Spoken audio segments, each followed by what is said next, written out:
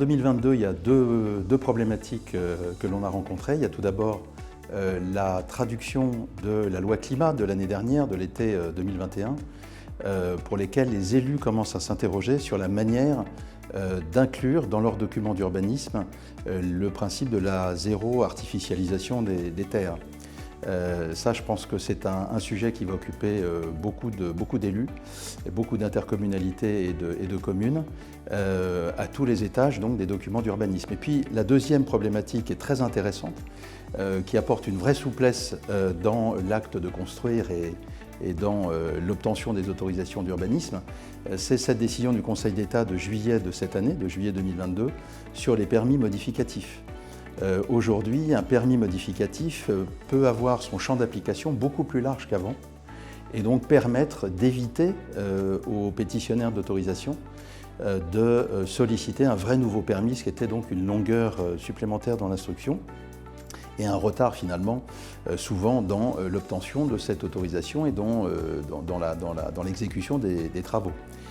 On a un champ d'application qui est maintenant nécessaire il faut un bouleversement dans l'économie de la nature du projet pour échapper à la souplesse d'un permis modificatif.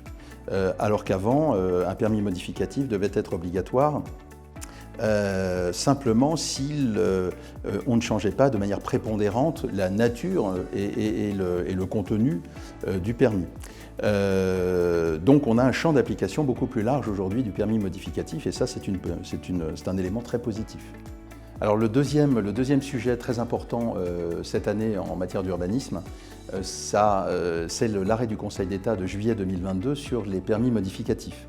Le Conseil d'État a enfin considéré que le permis modificatif pouvait être utilisé de manière beaucoup plus large, c'est-à-dire avoir finalement un champ d'application plus étendu et permettre donc une plus grande souplesse pour les titulaires d'autorisation administrative. Puisque comme nous le savons, le fait de devoir demander un permis nouveau, c'est davantage de contenu, davantage de prestations, de temps mobilisé et davantage de temps perdu dans l'instruction d'une nouvelle demande.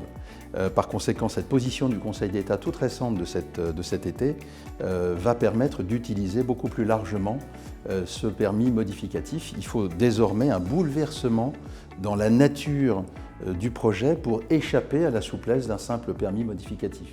Inutile de vous dire que donc dans 80% des cas ou 90% des cas, le permis de construire modificatif va pouvoir être utilisé.